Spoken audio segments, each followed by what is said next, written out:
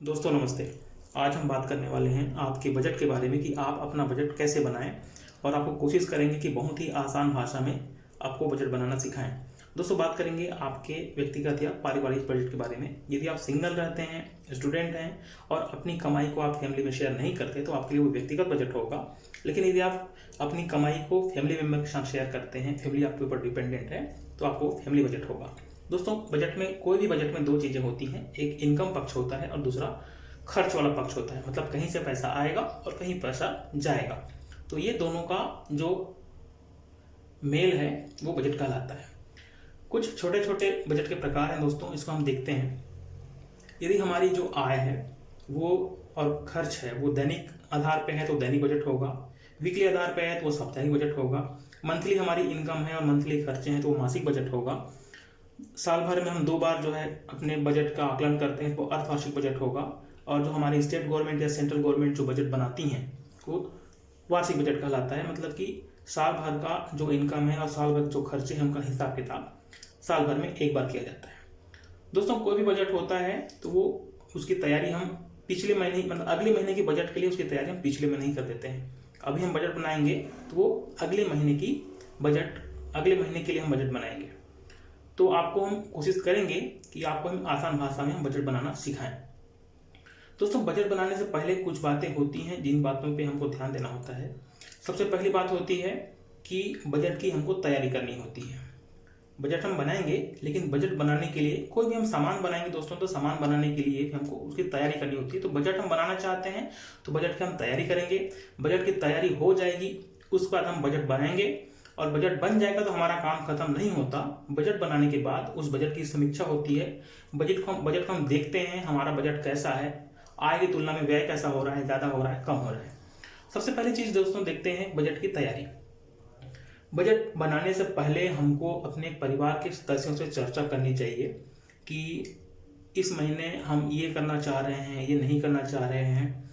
कोई नया खर्च आपको ऐड हो रहा है, ऐसा लग रहा है कि कोई बच्चे हैं, नया एडमिशन हो रहा है स्कूल में, हो सकता है कि आपके पास मोबाइल ख़राब हो गया हो, नए मोबाइल फ़ोन की ज़रूरत हो, तो ये कुछ नए खर्च हो सकते हैं और आपके खर्च को बढ़ा सकते हैं। तो आपको नए खर्च का आकलन करना है। कुछ खर्च ऐसे हो सकते हैं जिसकी आप कटौती कर सकते हैं, जो आपके लिए अति आवश्यक ना हो, तो उन खर्चों को भी आपको अलग कर लें।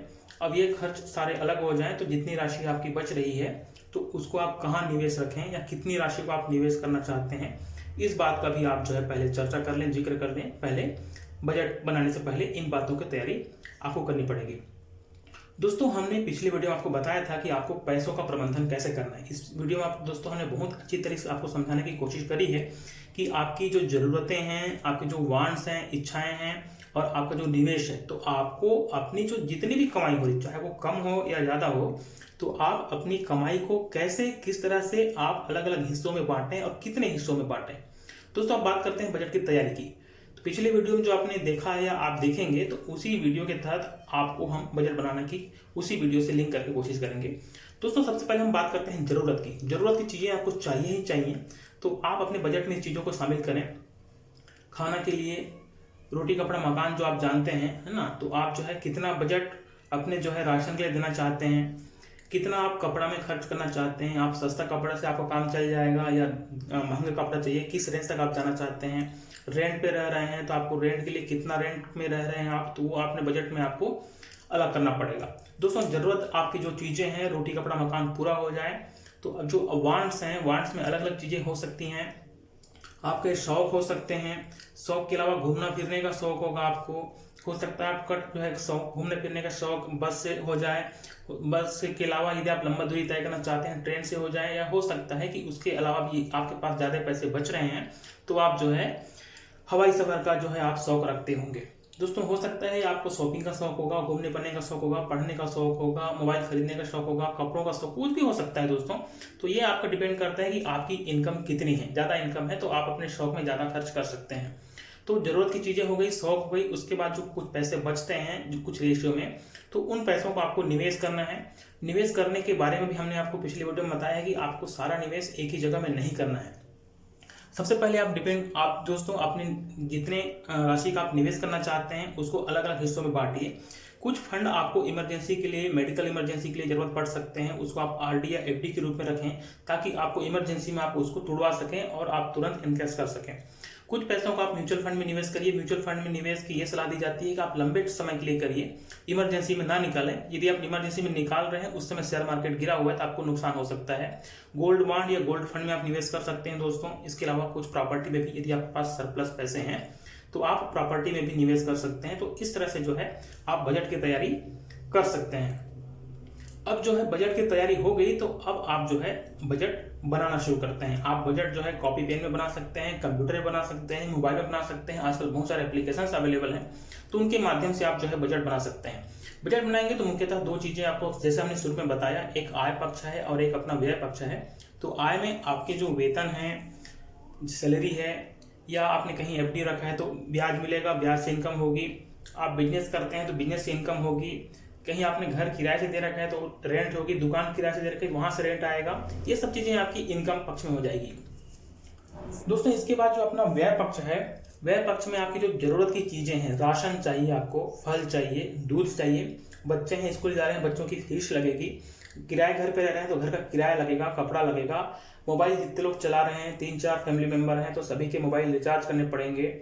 ये जरूरत की चीजें हो गई। जरूरत के बाद जो आपको वांट्स वाला जो क्राइटेरिया था, घूमने जाना है आपको, पेट्रोल लगेगा, हॉबीज हैं आपके, इन सब में इसका भी आप बजट में आप प्रावधान करें, बजट में इन चीज को मेंशन करें। इसके बाद जितना पोर्शन आपको निवेश करना है, निवेश को भी आप जो है बजट में शामिल करें। दोस्तों आपका बजट अब बन चुका है। बजट बनने के बाद काम खत्म नहीं हो जाता। बजट को जो है आपको अवलोकन करना है, समीक्षा करना है कि आपने जो बजट बनाया है वो कैसा है, या उसके अलावा जब अगले महीने जब उसको आप इम्प्लीमेंट करेंगे तो वो बजट आपको काम कर रहा है नहीं कर रहा है। मान लो बात, मेरे टोटल जो है महीने का इनकम 20,000 आया और मेरा खर्चा जो है जब मैं कर रहा हूँ तो 25,000 जा रहा है। तो स्वाभाविक चीज है दोस्तों कि ऐसी बात नहीं कि ये चीजें नहीं होती, हो सकती हैं, लेकिन यदि ऐसा हमारे साथ हो रहा है या आपके साथ हो रहा है तो ये गलत है। मेरी खर्चा जो है 20,000 से ज्यादा नहीं होना चाहिए, लेकिन 25,000 खर्चा हो रहा है तो इसके लिए मैं कहीं सुधारी मांगूंगा या लोन लूंगा तो ये मेरे बैलेंस को जो है गड़बड़ाएगा। दूसरी चीज इसके अपोजिट दोस्तों कि यदि मेरा खर्चा जो है 20,000 है और उसके अगेंस्ट में मेरा इनकम भी 20,000 है तो ये मेरे लिए एक हद तक ठीक है और मैं इसको मैं बैलेंस्ड बजट बोल सकता हूँ, क्योंकि जितना मेरा इनकम है उससे ज़्यादा मैं खर्च नहीं कर रहा हूँ। लेकिन इसकी तुलना में यदि आप अपने इनकम की तुलना में उससे भी कम खर्च कर रहे हैं तो ये आपके लिए और अच्छा है। दोस्तों उम्मीद करता हूँ आपको ये वीडियो पसंद आया होगा। पसंद आया तो वीडियो लाइक करें, अपने दोस्तों के साथ शेयर करें ताकि इसी तरह के बजट या इससे भी अच्छा बजट इसको देख के आपके दोस्त बना सकें और अपने जो है इनकम को, गाढ़ी कमाई को बचा सकें। और यदि आप हमारे चैनल पर नए हैं तो चैनल को सब्सक्राइब करें ताकि आपको इसी तरह के वीडियो मिलते रहें। वीडियो देखने के लिए बहुत बहुत आपका धन्यवाद। मिलते हैं नए वीडियो में। शुक्रिया।